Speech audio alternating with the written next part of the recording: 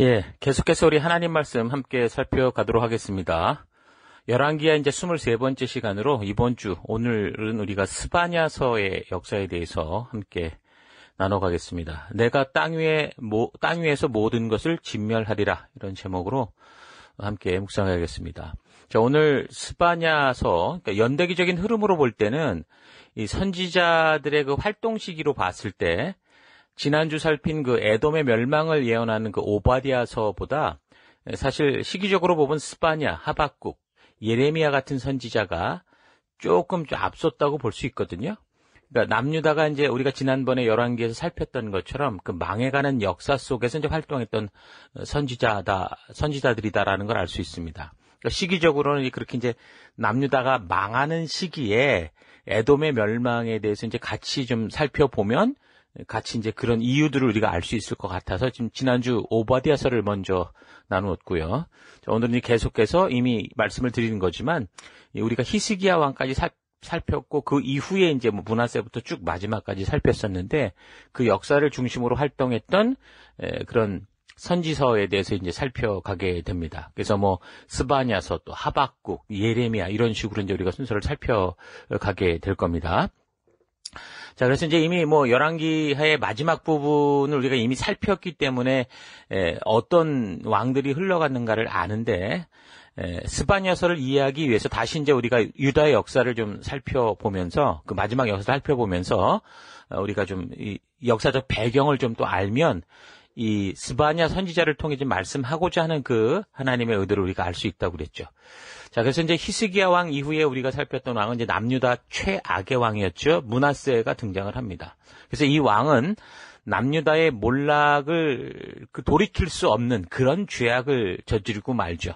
이제 거의 넘어지려고 하는 뭐 그런 찰나에 더 밀어버리는 식의 행동을 했다라는 거죠.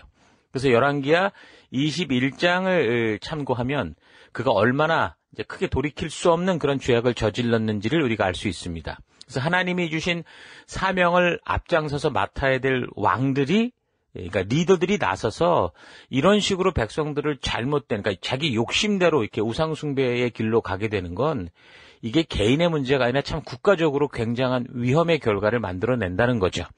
뭐 요즘 보면 북한 정권 같은 그런 식으로 정부가 나서서 인권을 짓밟고 독재를 유지하기 위해서 뭐 조직적으로 그냥 당 자체가 그냥 그 죄악된 일을 행한다면 그게 국민들에게 미치는 파급 효과는 상상을 초월하는 것이 된다라는 거죠. 뭐 과거 2차 대전 당시 히틀러의 나치 정부 같은 경우도 보십시오. 뭐 거기에 대통령이 정부가 나서서 유대인들을 학살하기 시작하니까 아주 당연한 듯이 엄청난 비극들을 만들어내는 그런 것들을 우리가 본 것과 같다라는 겁니다. 그래서 그 전에 히스기야 왕의 노력으로 이 바알 숭배를 좀 멈출 수도 있었고, 그 다음에 산당을 파괴하는 일까지. 사실 그 전에는 뭐 산당은 그대로 있었다, 늘 그런 얘기가 나왔었는데 히스기야 왕 때 이제 산당을 파괴했다라는 일까지 나오거든요. 그러니까 거의 바르게 서려고 굉장히 노력을 했다라는 겁니다. 그런데 이제 그 아들 이 므낫세가 왕이 된 후에 이 남유다는 말 그대로 영적으로나 뭐 사회적으로 완전히 이제 하나님을 무시하는 정도가 아니라 하나님을 멸시하고 모독하고 그러면서 아주 보란 듯이 악을 행하는 그런 최악으로 떨어지고 말았죠.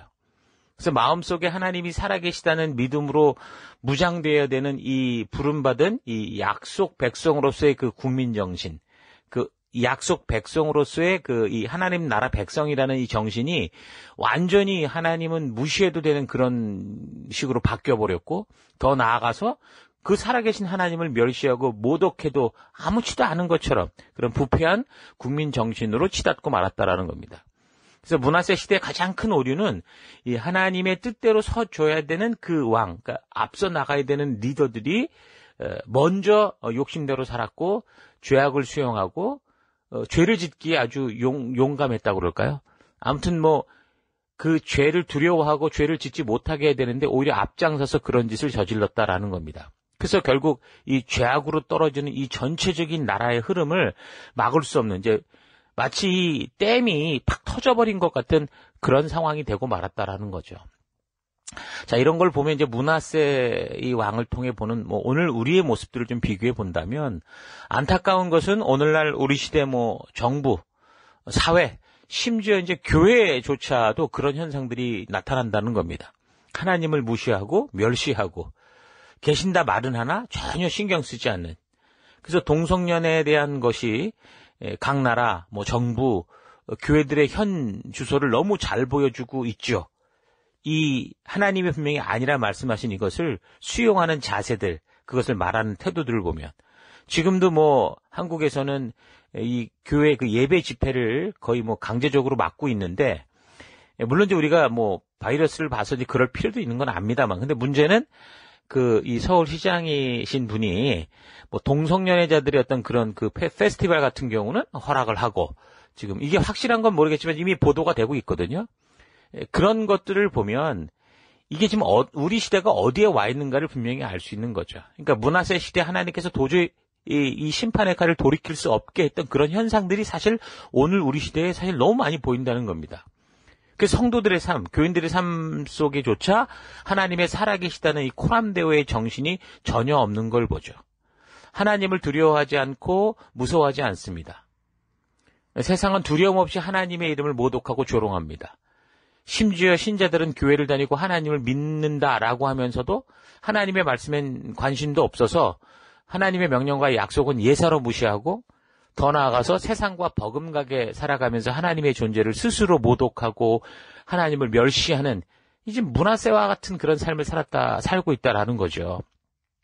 요즘에 또 신문에 보도되는 것 중에 어떤 유명한 가수 하나는 뭐 자기가 교회를 다닌다라고 말하고, 이전에도 그 사람이 불렀던 노래를 너무 잘하니까 찬양 같은 게 있어서 저도 참 좋다라고 생각을 했는데, 뭐 자기는 뭐 꺼림없게 없이 제사를 드리고 있고 뭐 절도 하고 있다, 그런 얘기를 하더라고요. 그러니까 이게 말씀에 대한 바른 교육이 없이 그저 믿고 싶은 어떤 하나님, 자기의 어려움과 위기 속에 붙들 수 있는 어떤 그런 지푸라기 같은 식으로 이렇게 잡다 보니까 그게 나중에 가면 이런 식으로 아주 중요한 하나님의 백성된 자로서 열방의 제사장나로서 행해야 되고 실천해야 되는, 그때 이제 그런 실수들을 하게 되는 거죠. 네, 강단에서는 그런데도 뭐 그저 평안하다, 복준다 그러면서 신자들이 듣고 싶은 것들만 외치고 저들이 원하는 감정적인 것만 채우려는 이런 모습들. 그러니까 그런 사람들이 막 그 유명한 가수가 뭐 예수를 믿는다니까 뭐 간증도 시키고 뭐 아무튼 별의 별걸 다 하겠죠. 근데 결국은 이런 사람들이 궁극적으로 자기의 신앙이 어떤지를 말할 수 있는 그런 굉장히 중요한 순간에는 그런 소리를 하는 이런 게 바로 제가 보면 므낫세 시대 지금 우리가 살피고 있는 이 시대의 풍토였다라는 겁니다. 예루살렘 성전에서 하늘의 일월성신을 위한 제단을 쌓는 것과 같은 거죠. 므낫세가 그랬거든요. 그러니까 성전 안에서 우상 숭배를 했다라는 건데, 지금 이런 일련에 나타나는 현상들, 우리 시대에 나타나는 현상들이 바로 그런 모습을 보여주는 겁니다. 왜 그런 사람들이 아주 방송에 나가서 또 어디서든 자기는 교회를 다닌다고 하면서도 하나님이 분명히 아니라고 말하는 것을 담대하게 행하면서도 괜찮은 것처럼 뻔뻔스럽게, 좀 심하게 말하면 그럴까요? 바로 그런 게 바로 므낫세가 예루살렘 성전 안에 그런 하늘의 일월성신을 위한 그런 제단을 쌓고 섬겼다라는 것과 같은 겁니다. 예루살렘 성전은 오늘날 교회들인 성도 자신을 말한다고 볼 수 있는데, 그 교회인 성도들의 마음 곳곳이 말씀을 수용함에 있어서는 굉장히 저항적이고 게으르고 별로 관심이 없고, 근데 이제 뭔가 감정적이고 가슴이 울리면 쉽게 빠지고, 그러니까 자기가 원하는 대로 하나님을 기대하고 그런 하나님의 음성이 들린다고 그러고, 뭔가 색다른 감정적인 체험을 하는 게 마치 진짜 신앙의 어떤 수준인 것처럼, 그래서 점점 다 같이 이상한 식으로 빠져가고 있는 겁니다. 그래서 오늘날 수많은 신자들은 교회를 다닌다고 하면서도 성경을 통해서 하나님의 마음을 바르게 아는 일에는 관심이 없죠. 그렇게 되면 어떻게 됩니까? 당연히 하나님의 마음에 대해 더 무지해지니까 정말 목숨 걸고라도 다니엘이나 다윗처럼 말씀대로 그 살려고 하는 그런 일에 집중하기보다 그냥 자신의 느낌과 감정을 위한 서로 좋은 게 아니냐라는 식의 신앙생활. 그러니까 성경대로 말하면 그러니까 교회 안에서 우상숭배, 그러니까 므낫세로 말하면 예루살렘 안에서 이 완전히 그 우상숭배를 하는 것과 똑같이 살아가고 있다라는 겁니다. 예수를 믿으면 복 준다. 이건 삶이 이 말씀대로 변화되는 것은 전혀 이 관계도 없는, 그러니까 예수 믿으면 복 준다. 그건 말이 될 수 있는 얘기죠. 당연히 온전한 전제라고 볼 수 있습니다. 그런데 삶이 말씀대로 하나님과 동행하는 길과는 상관이 없는데도 무조건 용서해준다, 무조건 복 준다. 이거는 성경에 그렇게 말하지 않거든요. 우리가 지난주도 계속 살폈지만 하나님은 죄에 대한 이 부분들에 대해서 아주 강력하게 경고하고 계시는 거 아닙니까? 오바댜서가 됐든 나훔서가 됐든. 그런데 지금 뭐 예수 믿으면 복 준다, 어떻게 살든 하나님께 나오기만 하면 된다. 그러니까 뭔가 중간이 다 빠져버렸다라는 거죠. 예수를 믿고 하나님의 자녀가 되었다면 하나님께서 주신 말씀을 따라 살아갈 때 복을 받는 겁니다. 내 말이 아니라 성경이 그렇게 말씀하고 있잖아요. 늘 말씀하지만 성경이 약속하는 형통의 복은 단지 믿어서만 되는 게 아닙니다. 교회당을 왔다 갔다 해서가 된다는 게 아니에요. 그저 말로만 기도한다고 되는 게 아니라는 겁니다. 교회 생활 열심히 한다고 되는 게 아니라는 거예요. 뭐라고 말씀합니까? 여호수아 1장 8절을 보십시오. 이 율법을 내 입에서 떠나지 말게 하며 주야로 그것을 묵상하여 그 안에 기록된 대로 다 지켜 행하라. 그리하면 네 길이 평탄하게 될 것이며 네가 형통하리라라고 말씀하고 있거든요. 그러니까 말씀대로 살아야 복이 오는데, 그러면 말씀을 바르게 알게 하는 게 얼마나 중요한 교회의 사명이 되어야 됩니까? 근데 그렇지 못하다는 거죠. 오늘날 풍토들이. 심지어 은혜를 입은 자들도 아까 말한 것처럼 뭐 연예인들이 뭐 힘들고 고나고 어려울 때 뭐 하나님 붙들고 막 이렇게 막 뭔가 자녀가 된 것 같은데, 그러니까 말씀도 모르고 자기 생각대로 살면 어떻게 되는 겁니까? 결국 자기만이 아니라 그 유명세를 가지고 그 사람을 따르던 많은 그 팔로워들이 다 같이 다 그릇된 신앙으로 가는 거 아닙니까? 그러니까 하나님의 말씀에 관심도 없고 배우지도 않고 그저 내가 좋은 것만을 찾아내는 그런 식으로 이 신앙생활을 해오니까 결국 그거는 바로 개인의 재앙이요, 더 나아가 공동체의 재앙이 되는 겁니다. 그래서 이제 그런 식으로 므낫세식의 삶을 살게 되는 경우 어떻게 되느냐. 그러니까 백성들은 온전한 길로 인도해야 될 이 므낫세가 오히려 백성들로 하여금 이런 하나님을 완전히 무시하고 멸시해도 괜찮은 것 같은 이런 삶으로 오늘날 우리 시대 풍토 비슷하게 이끌었는데, 그 결과 그 꿰을 받고 그런 이 가이드를 받고 유다 백성들이 악을 행해버린 거. 그러니까 지금도 그 유명 연예인이 간증하니 어쩌냐 하면서 했던 이런 사람이 다 저런 게 신앙인가 보다 하고 말씀으로 준비되지 못하고 그냥 사람만 이렇게 바라보고 감정적 느낌적 체험만 보는 사람들이 글을 쑥 들어가면 따라간다면 어떻게 되는 겁니까? 그렇게 악을 행하다 보니까 여호와께서 이스라엘 자손 앞에서 멸했던 어떤 다른 여러 민족보다 그런 일들이 더 심했다라고 말합니다. 열왕기하 21장 9절을 살펴봤을 때 뭐라고 그랬습니까? 예레미야 선지자에 의하면 뭐라고 또 얘기를 하냐면 북왕국이 오히려 너희보다 더 낫다라고 말할 정도예요. 북왕국이 어떤 나라인지 알잖아요. 처음부터 끝까지 하나님을 금송아지로 믿어왔던 그런 나라였는데, 지금 예레미야 선지자는 이런 므낫세식, 그러니까 이런 남유다식의 오늘 이 풍토 같은 므낫세식 이 시대 풍토 같은 이런 신앙 패턴을 가지고 예레미야 선지자는 북왕국이 더 낫다, 너희보다 그런 짓 하는 것보다 더 낫다라고 할 정도였다라는 거죠. 자, 그래서 스바냐서 1장을 읽어보면 그 심판을 예고하는 수위가 아주 심각한 것을 보는데, 마치 홍수 심판의 버금가는 그런 식으로 말씀하신 걸 볼 수 있습니다. 노아 시대 그 죄악된 삶의 시대의 흐름이 결국 온 인류가 멸망의 길에서 되돌이키지 못할 만큼 거세게 됐던 것처럼 지금 므낫세 시대가 바로 그런 것처럼 얘기를 하더라는 거죠. 열왕기하 21장 9절 뭐라고 말씀합니까? 이 백성이 듣지 아니하였고 므낫세의 꾀물 받고 악을 행한 것이 여호와께서 이스라엘 자손 앞에서 멸하신 여러 민족보다 심하더라, 그렇게 얘기를 하고, 심지어는 그런 이제 말씀들이 나중에 뒤에 보시겠지만 완전히 뭐 노아 홍수 시대 심판하라는 그런 말씀과 똑같이 지금 말씀하시는 걸 볼 수 있습니다. 아무튼 그런 시대가 므낫세 시대였었다라는 거죠. 자, 그리고 이제 므낫세 이후에 이제 아몬이라는 그 아들이 왕이 됐지만 결국 그도 아버지 아몬보다 더 이상한 짓들을 하다가 2년 만에 죽게 되죠. 그러고 나서 이제 누가 왕이 됐습니까? 요시야라는 아들이 왕이 됐습니다.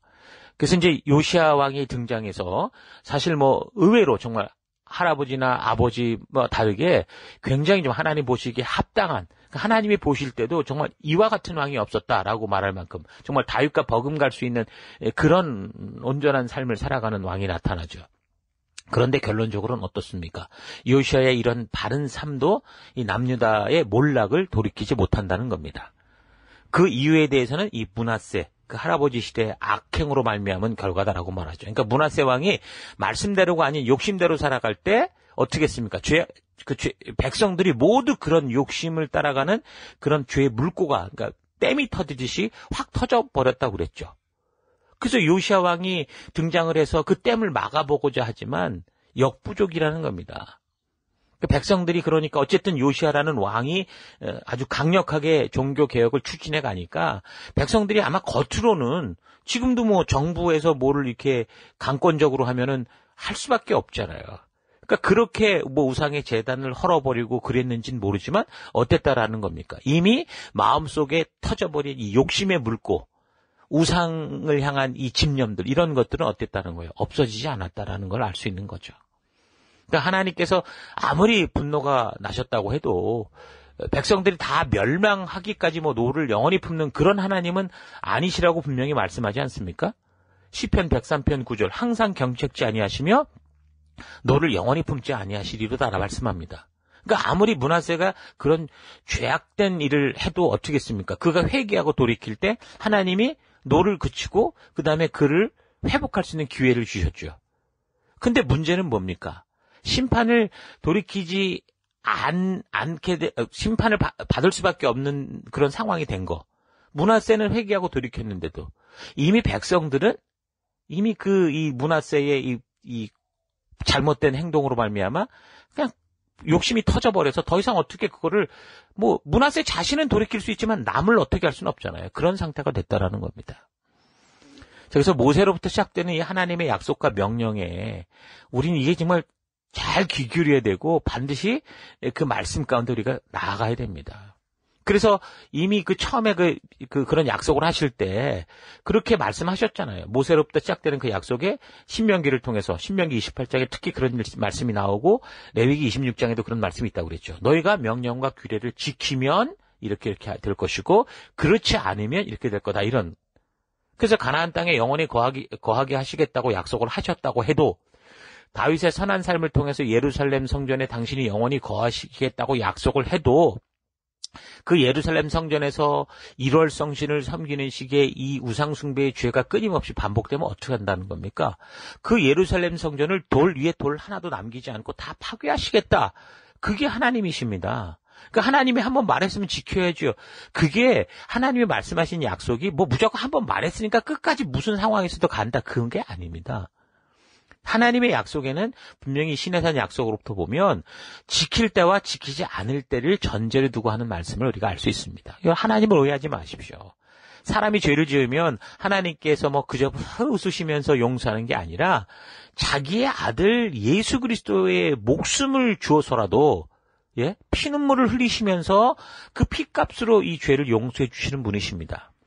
예수님의 피를 그래서 샤워장에 무슨 더러운 때를 씻어내는 샤워기 물 정도로 생각하는 그런 삶은 정말 위험하다고 그랬죠. 그러니까 오늘날 많은 기독교인들의 패턴이 그렇다라는 겁니다. 마음대로 살다가 그저 그냥 교회 와서 잠깐 일요일에 한번 와서 이렇게 기도하고 회개하면 다 깨끗해진다. 뭔가 좀 이상하다는 거죠. 말로는 회개가 분명히 돌이키는 하나님의 용서를 끌어내는 건 사실이지만 그런데 사실 그것 자체만이 중요한 건 아니잖아요.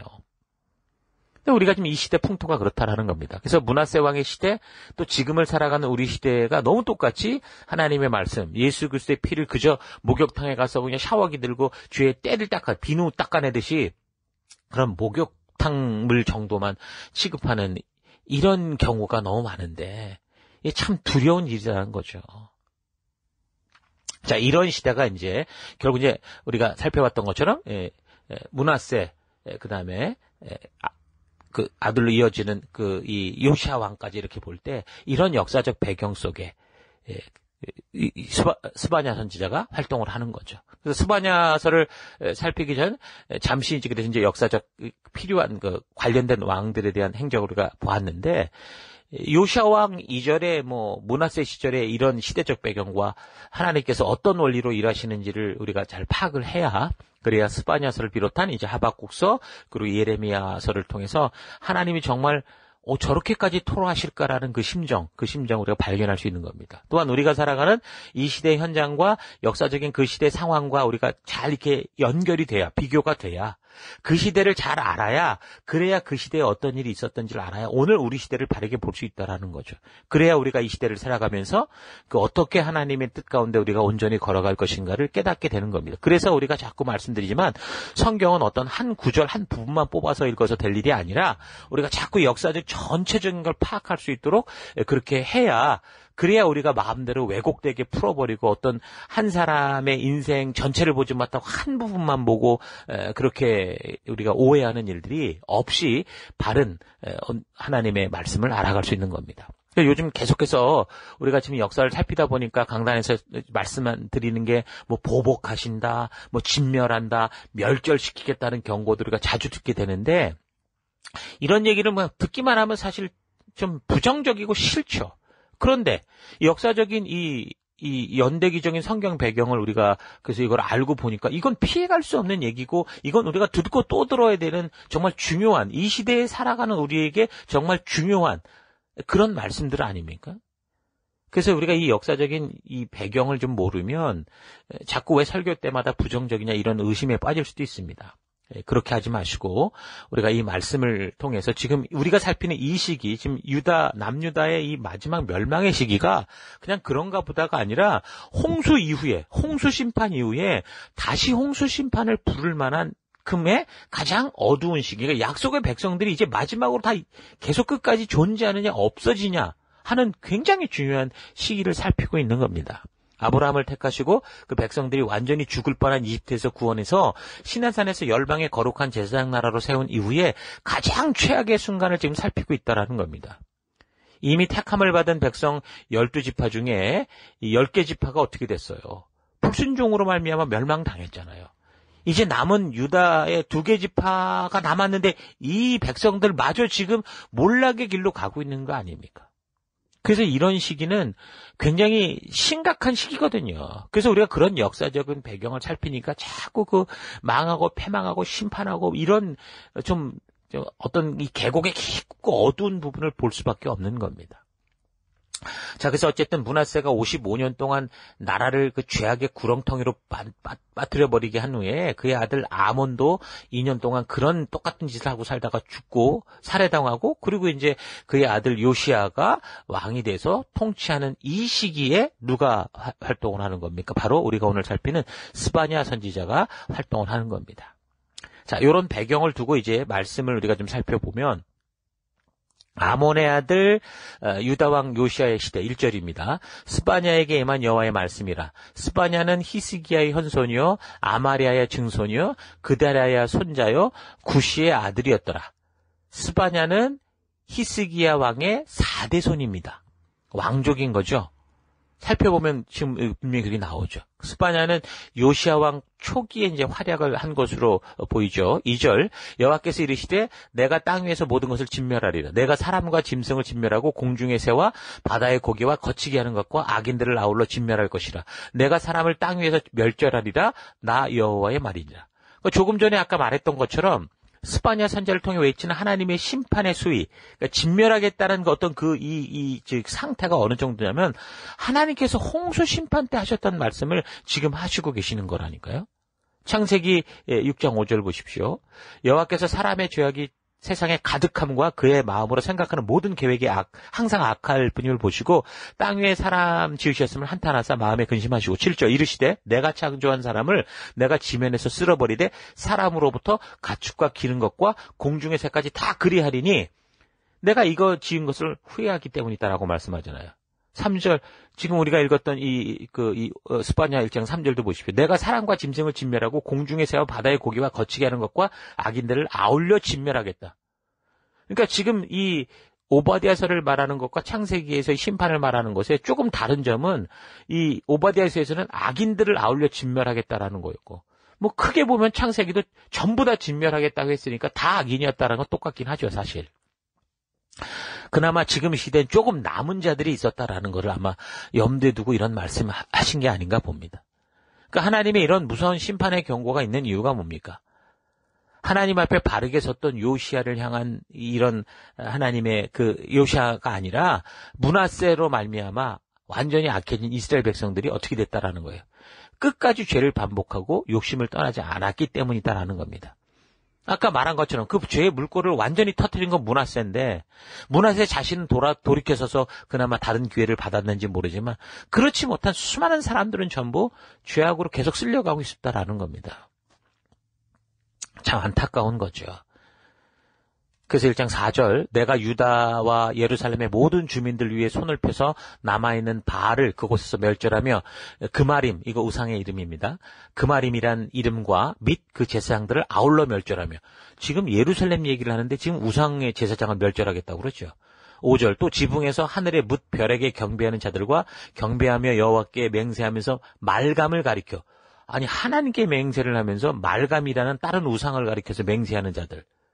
그러니까 지금 하나님을 믿으면서도 교회를 나오면서도 또 세상을 즐기는 그런 사람을 말하는 겁니다. 여호와를 배반하고 따르지 아니한 자들과 여호와를 찾지도 아니하고 구하지도 아니한 자들을 멸절하리라 말합니다. 그러니까 지금 모든 선지자들이 활동하는 대상은 누구를 향한 겁니까? 저기 이방 나라가 아니죠.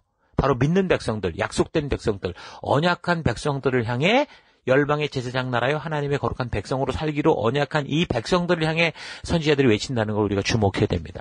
하나님을 모르는 이방인, 불신자가 아니라 지금 시내산에서 하나님과 열방의 제사장으로 설 것을 약속한 언약 백성들이 지금 그 약속을 저버리는 정도가 아니라 지금 말씀대로 보면 아예 관심도 없고 읽으려 하지도 않고 묵상하려 하지도 않고 그리고 더불어 이제 모르니까 하나님이 하지 말게 하는 것들만 골라서 하고 있기 때문에 지금 선지자를 보내고 있는 거라고 그랬죠. 그래서 우리가 이 선지서를 읽어가면서는 결코 좋은 얘기를 들을 수가 없습니다. 선지자들이 외치는 경고들은 사실 그 시대에 대한 정말 이 멸망을 앞둔 그 안타까운 외침이었던 것처럼 오늘 우리에게도 똑같이 그렇게 우리가 새겨듣고 그런 말씀으로 우리를 돌이킬 수 있는 그런 말씀으로 우리가 들어야 되는 거죠. 자, 그래서 계속해서 5절에서 여호와께서 맹세하면서 말감을 가리켜 맹세하는 자들이라고 지적하죠.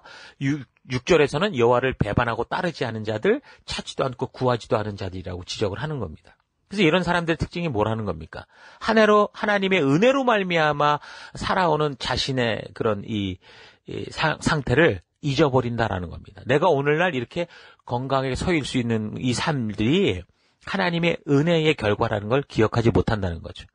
처음 은혜를 받을 땐 그냥 눈물을 흘리고 감사하고 찬양을 하면 막 가슴이 벅차오르고 듣기만 해도 눈물을 흘리고 말씀을 읽기만 해도 막 묵상할 때마다 막 정말 감동과 감사에 그냥 넘쳐나면서 그렇게 있었던 그 변화, 자기가 변화시키도 그 열정들이 다 사라졌다는 거죠. 분명히 그 일들을 똑같이 겪었는데 어느 순간 그런 것들을 망각하고 마음이 무뎌지기 시작합니다. 그래서 하나님을 향한 사랑과 생명력을 잃어버리고 영혼의 이제 무기력함에 빠져서 믿음의 삶이 아니라 이 하나님의 말씀대로 사는 길이 이제 실증이 가득 차는 거죠. 그 종교적 권태감에 빠지는 겁니다. 그러면 어떻게 됩니까? 세상이 좋아지죠.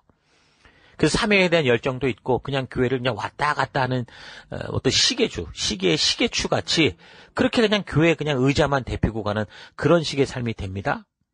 근데 그것에 대한 뭐예요? 경각심도 없고 그런 이 삶들이 그냥 계속 지속되다 보니까 이제 영적인 무기력증에 빠지게 되는 거죠. 그런데도 그게 방치되는 거 아닙니까? 그래서 그런 모습으로 이렇게 쭉 지나가면 그러면서 그냥 천국 가냐. 그게 아니라 이제는 점점 이 하나님이 말씀은 살아있기 때문에 계속 그런 무기력과 게으름을 지적하는 말씀들이 계속 나오니까 어떡합니까? 이제는 공격하는 자가 되는 거죠. 비판자가 돼서 하나님을 원망하고 말씀을 싫어하고 말씀대로 가는 자들을 핍박하고. 그러니까 결국 그게 뭡니까? 하나님을 멸시하고 하나님을 무시하는 삶이 된다라는 겁니다. 그럴 때 하나님의 심판이 온다라는 거죠. 그래서 1장 12절 그때 내가 예루살렘에서 찌꺼기같이 가라앉아서 마음속에 이르기를 여호와께서는 복도 내리지 않고 화도 내리지 않는다 하는 자를 등불로 두루 찾아 벌하리라. 하나하나 찾아다가 다 벌하시겠다라는 겁니다. 여러분 하나님이 그런 분이십니까? 복도 내리지 않고 화도 내리지 않는 그런 분입니까? 뭘 말하는 겁니까? 다시 말하면 하나님의 이 살아계심을 코람데오의 신앙을 부인하는 사람을 말하는 거죠. 그 상태를 말하는 겁니다. 그래서 그런 비판자들의 마지막 단계가 뭡니까? 결국 하나님을 적극적으로 싫어하는 거예요. 하나님의 말씀을 적극적으로 싫어하는 거예요. 교회당에 왔는데 말씀대로 살자 하는 걸 제일 싫어해요. 그래서 그냥 일이나 하고 봉사나 하고 기도나 하고 좀 말이 좀 봉사나 기도 이런 게 우리가 너무 좋게 쓰는 상황이어서 이렇게 말하는 게 좀 비판적으로 들을 수 있으나 지금 이 상태로 본다면 그런 상태를 말하는 거예요. 하나님은 지금 한 영혼에게 관심이 있고 그 영혼에게 하나님의 진심을 전하기 원하는 그런 자로서 우리를 이 열방의 제사장 거룩한 하나님의 나라 백성으로 서게 하셨는데 그런데 지금 어떻게 하는 겁니까? 우리는 그걸 제일 싫어하고 그걸 안 하려고 하는 거죠. 그래서 우리가 셀로 함께 하나님의 가족으로 나가서 서로를 섬기고 세워가는 거 이게 정말 가장 소중한 우리의 사명인데 존재의 이유인데 그게 아니라 그냥 편안한 사람, 좋은 사람과 즐기고 놀고 이런 것들이 우리도 모르게 자꾸 흘러가고 있다라는 거죠. 하나님께서는 우리에게 땅끝까지 나아가서 내 증인이 되라 말씀하셨잖아요. 그 땅끝이 어딥니까? 바로 여기입니다. 우리가 서 있는 이 교회 안에서 우리의 삶의 이 그런 일상적인 터 안에서 그렇게 우리에게 맡겨준 영혼들을 하나님의 마음으로 섬기고 세우고 물론 그들을 우리 마음대로 변화시킬 수는 없습니다. 그러나 우리가 할 일은 그런 자들에게 더 가까이 가고 하나님의 사랑을 알게 하는 그런 연결자가 돼야 되는 건 분명히 맞죠. 이런 것들을 우리가 잘 기억해야 되는데 근데 우리가 자꾸 이제 그런 사람을 섬겨야 되는 사람을 섬기는 건 관계를 맺어야 된다는 거기 때문에 굉장히 힘들 수 있습니다. 그러다 보니까 자꾸 피하게 되고 그냥 적당한 관계 이런 정도에만 우리가 머물려고 하는 그런 잘못된 것에 우리가 자꾸 빠지게 되죠. 그러다 보니까 사람이 변하지 않으니까 뭔가 힘으로 어떤 뭐 놀라운 능력으로 좀 변화시키고 싶은 마음이 있잖아요. 그러다 보니까 자꾸 신비한 방법으로 나아가서 뭐 뭔가를 바꾸려고 하는 거. 여러분 기도 열심히 하는 건 굉장히 중요합니다. 근데 그 기도의 목적 자체가 많은 부분에서 지금 하나님의 말씀대로 순종하고자 하는 그런 길로 나아가는 그런 순종의 기도가 아니라 이 귀찮고 힘들고 어렵고 뭐 귀찮다는 말은 좀 그렇지만 좀 어렵고 참 힘들다고 생각하니까 그냥 하나님을 이용해서 그걸 어떻게 해보고자 하는 이런 거는 좀 우리가 잘못된 기도라라고 할 수 있다라는 거죠. 그래서 심하면은 지금 말한 것처럼 1장에서 하나님의 말씀이 뭐랍니까? 하나님에 대해 순식간에 진멸하고 멸절하시겠다 그렇게 말하는 겁니다. 자 계속해서 2장 1절 수치를 모르는 백성아 모일지어다. 그러니까 하나님의 말씀을 무시하며 살다 보면 양심이 화인을 맞아서 수치를 모르게 된다는 겁니다. 그러니까 교회를 왔다 갔다 하는 이 자체만 가지고 우리가 칭찬도 많이 받고 또 주일 성수의 이런 아름다운 모습도 우리가 칭찬받아야 되지만 그러나 하나님이 부르신 그 말씀대로 서지 않는 이 모습이 그냥 왔다 갔다 하고 그냥 다른 걸로 대충 때우는 건데 이것 때문에 그냥 다 괜찮다고 생각하면 그 마음이 어떻게 됐다라는 겁니까? 이미 자기는 괜찮다라고 스스로를 안위하고 있다라는 거죠. 그러니까 하나님의 말씀대로 서지 못하고 있는 그 상태를 그냥 괜찮다고 생각을 하는 겁니다. 2절 명령이 시행되어 날이 겨같이 지나기 전 여호와의 진노가 너희에게 내리기 전 여호와의 분노의 날이 너희에게 이르기 전 그리할지어다. 그러니까 우리가 왔다 갔다 하는 그런 이 시계추 같은 그런 삶에서 깨어나서 하나님의 부르심과 약속 앞에 깨어나라 그 말을 하는 거죠. 언제요? 하나님의 심판의 날이 오기 전에 그러라는 겁니다. 양심의 화인을 받아서 죄책감과 수치를 모르는 존재들이지만 너무 익숙한 그런 이 종교 생활에 이렇게 젖어 있지만 하나님은 저들이 심판받기 전에 그런 이 익숙해버린 종교적인 삶에서 뛰어나와서 우리가 약속한 그 길로 걸어가라. 그런 말씀을 하는 거죠. 그러니까 자녀에게 결국에는 매를 때리기 전에 부모님은 늘 그 자녀들이 온전히 서기를 늘 그렇게 말씀으로 하지 않습니까? 간절하게 외치지 않습니까? 그런 것과 같다라는 거죠. 근데 지금 어디로 모이라고 말을 하고 있습니까? 명령이 시행되는 날이 겨같이 지나가기 전 여호와의 진노가 너에게 내리기 전 여호와의 분노의 날이 너희에게 이르기 전에 그리하라고 하는데 어디로 모여라 라고 말하는 겁니다. 그렇게 보면 지금 말씀대로 보면 단지 교회당을 말하는 건 아니죠. 왜요? 교회당은 계속 왔다 갔다 하니까 거기 와서 뭐 우상숭배도 하고 거기 와서 자기 취미생활도 하고 거기 와서 자기 종교적 만족도 누리고 그러고 있는 거 아닙니까? 그러니까 모이라라고 하는 말은 지금 제가 설명을 드린 것처럼 어떤 장소를 말하는 게 아니라 깨어남을 말하는 거죠. 이사야 1장에서 우리가 살폈던 것처럼 그냥 내 마당만 밟는 그런 사람들, 예배를 드린다고 하는데 그 마음이 떠나고 하나님의 부르신 그 약속 앞에 나아가지 못하고 그냥 종교 행위만 하는 그런 상황들에 대해서 그런데 뭐 교회당으로 모여라 그 말을 하는 건 아니라고 볼 수 있는 겁니다. 그래서 지금 여기서 분명히 말하는 건 뭡니까? 하나님의 말씀과 공의가 실천되는 삶을 살아라. 너의 삶 속에 네가 예배당에 있든 또는 지금처럼 예배당에 모이지 못해서 가정에 있든 직장에 있든 어디 있든 간에 어떠라는 거예요. 하나님의 원래 약속 그 언약의 백성답게 사는 자리로 돌아와라. 지금 그 말씀을 하고 있는 거죠. 왜요? 그냥 지나가다가 하나님의 심판의 때가 오면 그때는 돌이킬 수 없는 거 아닙니까?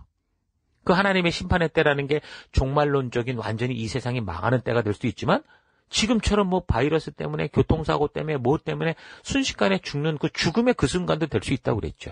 그래서 하나님의 심판대 앞에 가기 전에 뭐라고 하라는 겁니까? 약속의 자리, 거룩한 제사장 나라의 자리, 하나님 백성된 자리로 돌아와라. 그 길로 돌아와라라는 게 오기만 하라는 게 아니죠. 그 처한 너의 삶의 곳에서 말씀을 빛내는 사람으로 살아가라 그 말을 하는 겁니다. 그런데 오늘 우리 이 시대가 지금 살아가는 삶을 볼 때 어떻습니까? 아까처럼 저는 걱정이 되는 건 문화세처럼 이 백성들의 마음의 물꼬가 확 터지고 나면 목사들이 뭐 선동을 해서 뭐 동성애 괜찮아, 뭐 이거 괜찮아, 뭐 저거 괜찮아, 뭐 이렇게 얘기해 놓고 한번 그게 물꼬가 터지고 나면 자기는 나중에 와서 깨닫고 돌이킬지 모르나 결국 어떻게 됩니까? 이 백성들은 돌이키지 못하는, 그럼 그 미래가 어떻게 되겠냐는 거죠. 아마도 하나님 말씀대로 살고자 하는 교회는 점점 더 사람이 찾지 않는 곳이 되겠죠. 아니면 사람들이 찾아도 전부 종교화 시켜버리겠죠. 그 편안하기를 바라고 좋고 쉬운 것을 찾아가겠죠. 긍정의 힘을 따라갈 거고 소원과 원하는 것을 성취시켜준다는 그런 데를 쫓아갈 것이고 자기가 원하는 대로 뭔가를 바꿀 수 있는 기적과 신비한 어떤 힘을 주는 곳을 쫓아가겠죠. 풍요와 쾌락과 편리를 따라가게 될 겁니다. 근데 말씀이 다 중요하다고 외치지만 그래서 창세기부터 계시록까지 이 말씀을 우리가 제대로 좀 바르게 보지 못한다면 이건 이 교회가 어떻게 흘러갈지 너무 뻔한 거거든요. 근데도 지금 우리가 이런 사태를 그냥 보고만 있다면 결국 이 세상에 교회는 많으나 그런 교회와 그런 목사들이 전부 그저 지금 말하는 것처럼 편리한 시설 만들고 성공할 수 있다, 뭐 하나님과 기도만 하면 능력과 기적으로 뭔가를 네가 원하는 대로 할 수 있다, 이런 식의 교회들로 변질돼 갈 수 있는 건데 그게 바로 문화세 시대 하나님이 정말 심판하실 수밖에 없었던 그 풍토라는 겁니다. 그렇게 되면 어떻게 되는 거예요? 아무리 하나님의 말씀을 바르게 외치고 하나님의 말씀만을 전해도 아무도 모이지 않는다는 거죠. 예수님께서 기적과 이적을 베푸시고 오병이어로 먹이실 때 어땠습니까? 사람들이 구름대같이 몰려들지 않았습니까?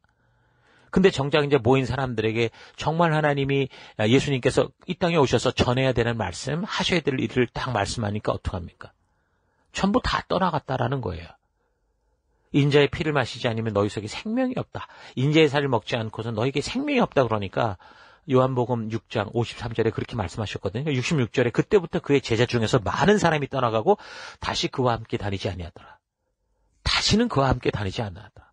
그러니까 자기가 원하는 것을 찾아다닐 뿐이었지 정말 하나님이 원하시는 그런 마음엔 관심이 없더라는 겁니다. 여러분 이런 말씀을 자꾸 드리는 것은 여러분에게 절망하라고 정죄감을 주려는 게 아니라 정말 뜨거운 가슴을 가지고 정말 우리가 가졌던 그 기쁨이 있잖아요. 하나님을 처음 만났던 그 감격들, 우리가 정말 그 실제 코람데오의 믿음을 가지고 주님 다시 오실 때까지 그런 믿음의 길, 하나님이 우리를 부르신 약속의 길을 걷자 이렇게 말씀을 하는 겁니다. 그게 바로 오늘 이 선지서들을 보면서 우리가 취해야 될 우리의 결단이어야 된다는 거죠. 그래서 우리가 힘써서 하나님의 말씀을 가감없이 선포함으로 말미암아 자기들의 욕구를 채우고자 하는 군중들이 많이 모이는 그런 교회를 만드는 게 아니라 하나님이 찾으시는 그런 교회, 하나님의 말씀이 가감없이 선포될 때 정말 진짜 알곡들이 모인다라는 거죠. 그래서 그런 사람을 세워가는 교회가 됐으면 좋겠습니다. 2장 3절 여호와의 규례를 지키는 세상의 모든 겸손한 자들아 너희는 여호와를 찾으며 공의와 겸손을 구하라. 너희가 혹시 여호와의 분노의 날에 순김을 얻으리라. 그러니까 성경이 말하는 겸손은 여호와의 규례를 지키는 거라고 말하잖아요. 그러니까 겸손이란 사전적 의미로 남을 존중하고 자기를 내세우지 않는 태도거든요. 그러니까 우리 하나님 앞에서 겸손한 건 뭐라는 거예요? 하나님을 존중하기 때문에 하나님을 믿기에 그의 말씀대로 살아가고 내 생각과 내 느낌을 내세우지 않는 태도가 하나님 앞에서 겸손한 거죠. 그래서 진정한 겸손이란 다른 사람보다 선한 순해 보이는 기질을 가지고 있어서 큰 소리 못 쳐서 항상 웃는 얼굴을 하고 부드러운 말을 하고 말을 차근차근 하고 이런 게 낮추는 게 아니라 좀 표현이 거칠 수도 있겠죠.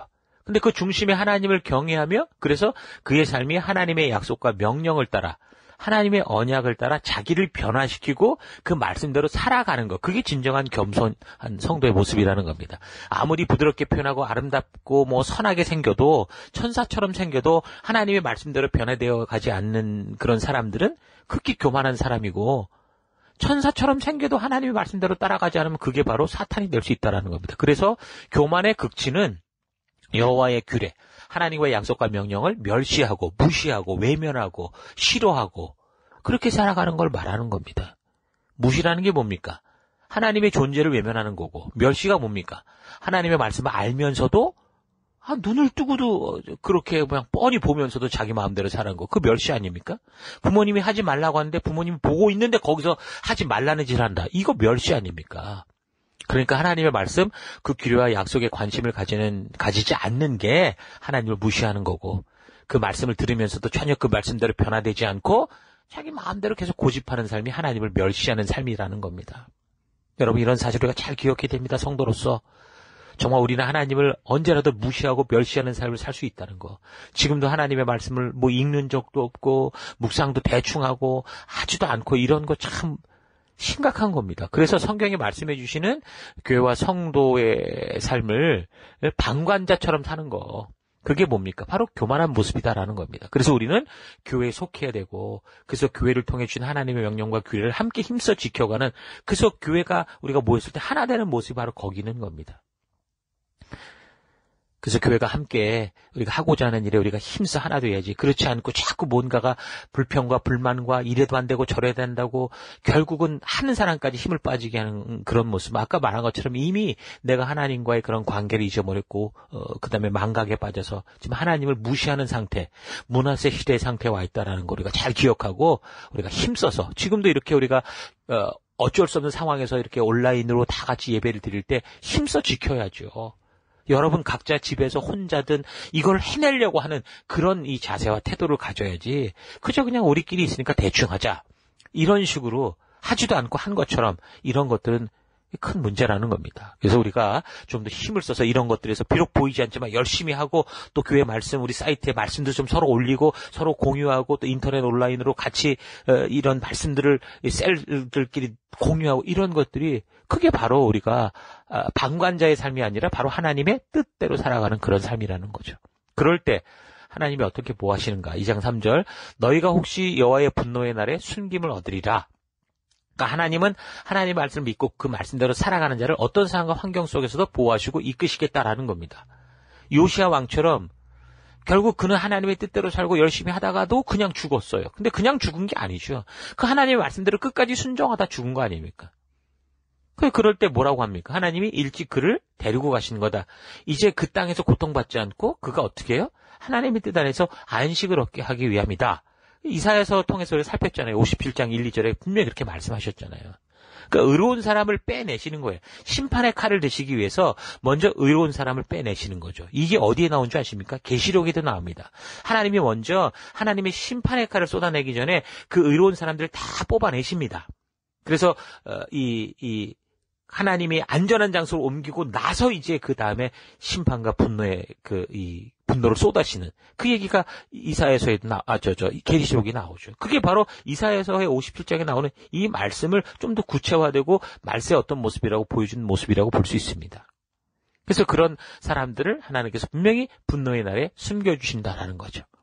그래서 지금 스파냐가 활동하는 요시야 왕 시절 이 역사적 상황은 이 교만한 아수르는 패망의 거의 끝에 가고 있고 하나님께서는 다시 바벨론이라는 이 하나님의 이 뜻을 실천하게 될 다른 나라를 준비하시는 그런 상태였었죠. 그래서 하나님께서는 이 바벨론을 통해서 불순종하는 유다를 결국엔 진멸하고 멸절할 거다 그렇게 말씀을 하시는 겁니다.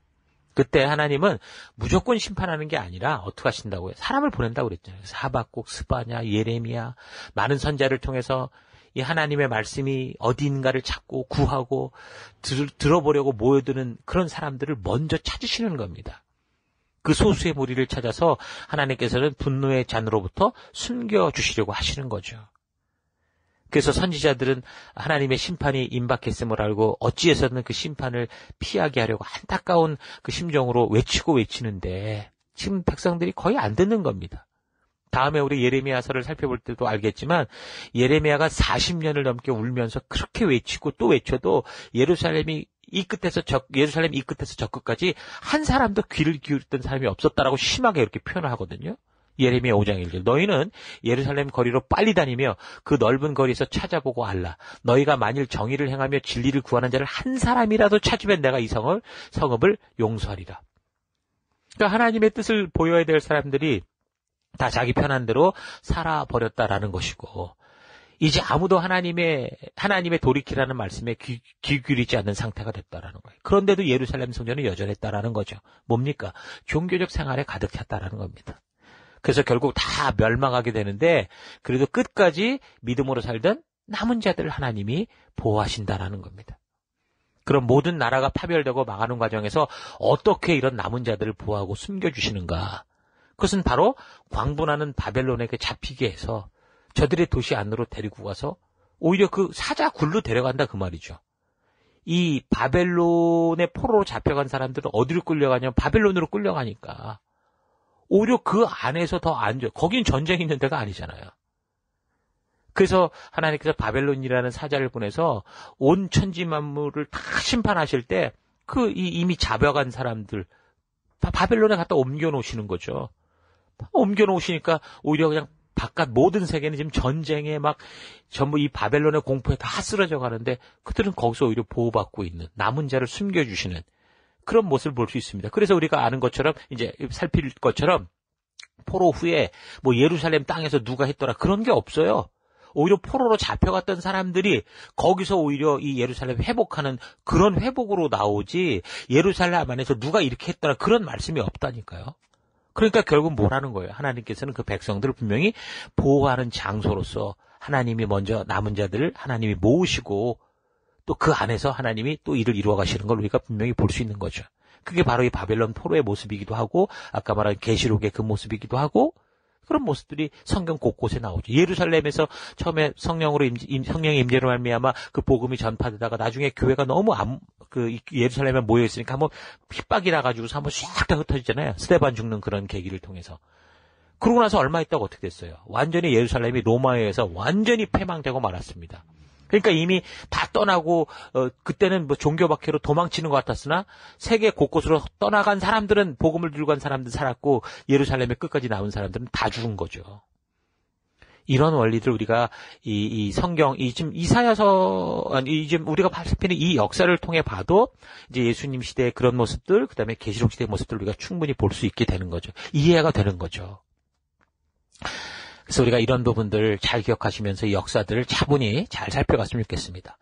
자, 하나님은 남은 자를 바벨론의 포로로 옮겨놓고는 이제 그다음부터 바벨론이라는 몽둥이를 가지고 그 주변에 온 세계를 심판해서 진멸하고 멸절해 버리십니다. 그래서 계속되는 이제 2장을 보면 남유다를 괴롭히던 이제 주변국들을 심판하겠다라는 내용들이 이제 나오기 시작하죠. 2장 4절에 보면 가사와 아스글론, 아스돗, 에그론, 가드, 블레셋 이걸 다 멸절하겠다라는 거고. 2장 8절에 보면 모압과 암몬, 그러니까 이스라엘 동쪽 지역들을 다 진멸하시겠다는 거고.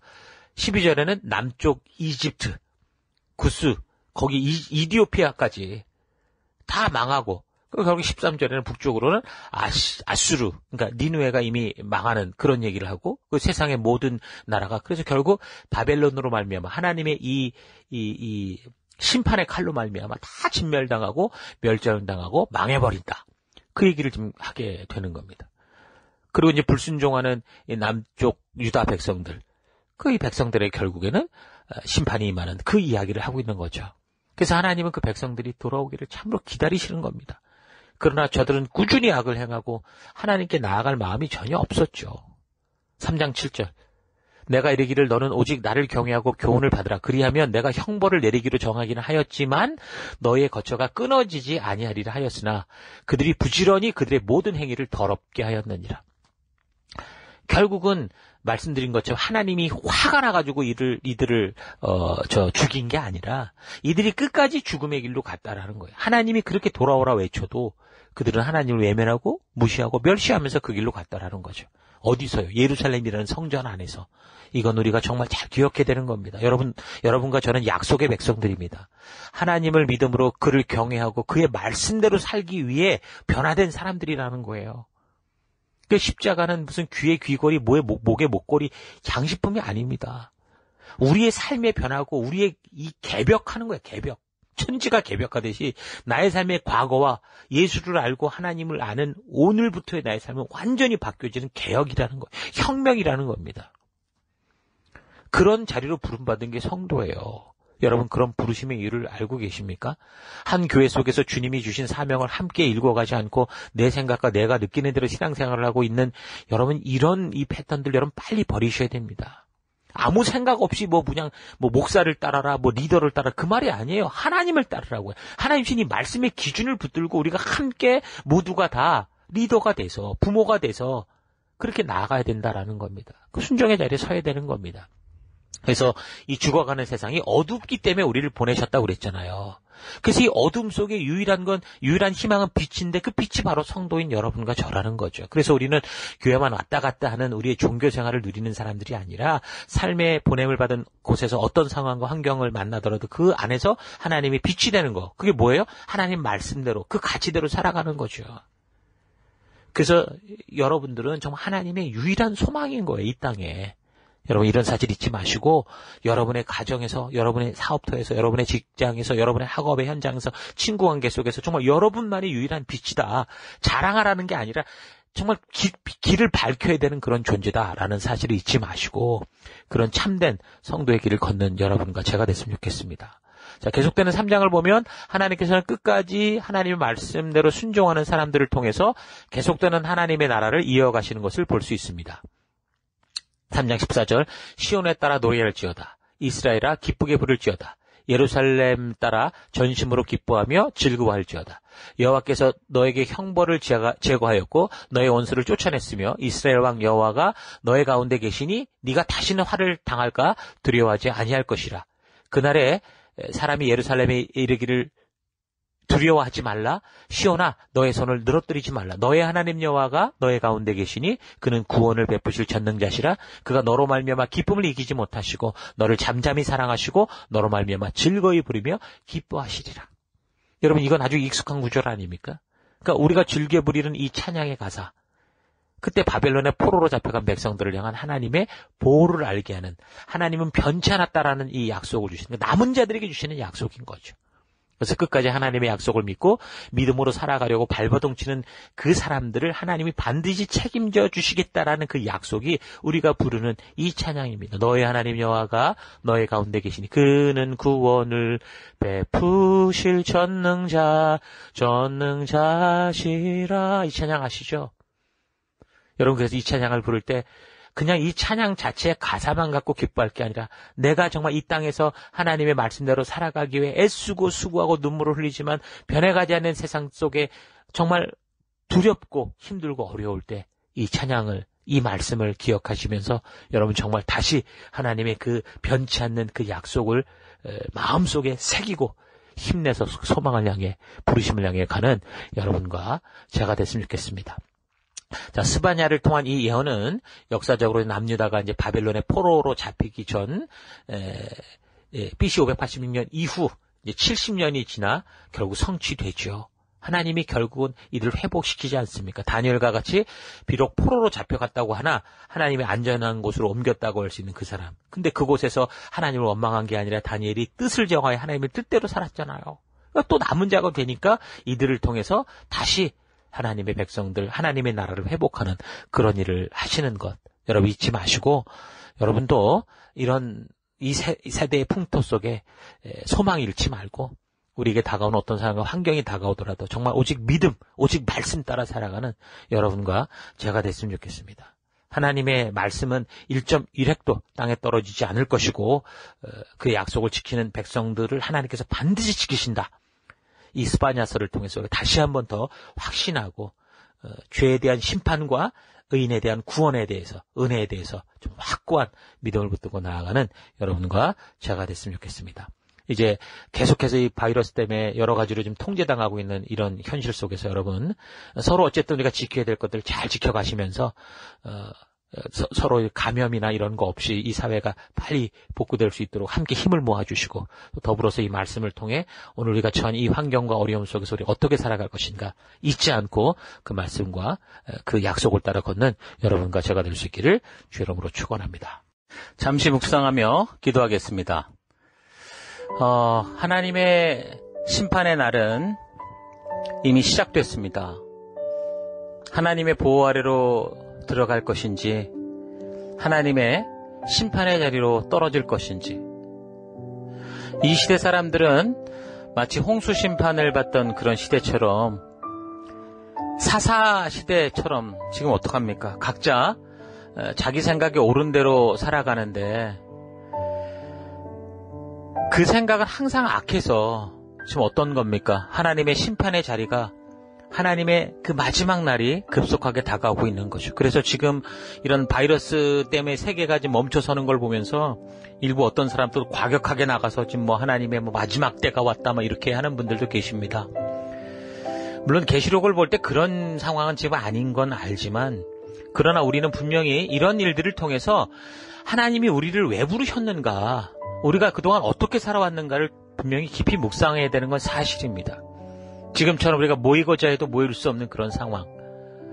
심판을 받거나 핍박을 받으면 우리가 목숨을 걸고라도 모이겠지만 또 이번과 좀 다른 이런 모습들을 보면서 우리는 정말 진정한 예배자는 무엇인가? 하나님이 원하시는 것이 교회당인가? 아니면 우리의 삶 속에서 살아가고 있는 진정한 빛과 소금된 삶인가? 깊이 생각해 볼 필요가 있을 겁니다. 스바냐 선지자의 시대는 요시아 왕의 그런 시대 활동을 했다고 하지만 이미 그 이전에 므낫세나 아몬 같은 그 57년의 그런 최악의 삶으로 말미암아 지금 백성들의 이 죄악의 물고 욕심의 물고가 댐이 터져버린 상태였다고 그랬죠. 어쩌면 지금 이 시대가 그런 시대와 다를 바가 없다는 건 여러분 아십니까? 우리도 부족합니다. 여러분, 우리 모두가 다 같이 하나님께 요시아처럼 선다고 해도 어쩌면 이 세상의 멸망을 막지 못할 수 있습니다. 그러나 중요한 것은 끝까지 우리가 주의 말씀대로 돌이켜서고 우리에게 주신 그 일을 최선을 다하다가 그래서 요시아 왕이 하나님께 부름받아 가는 것처럼 그렇게 갈 수 있는 우리가 돼야 되겠죠.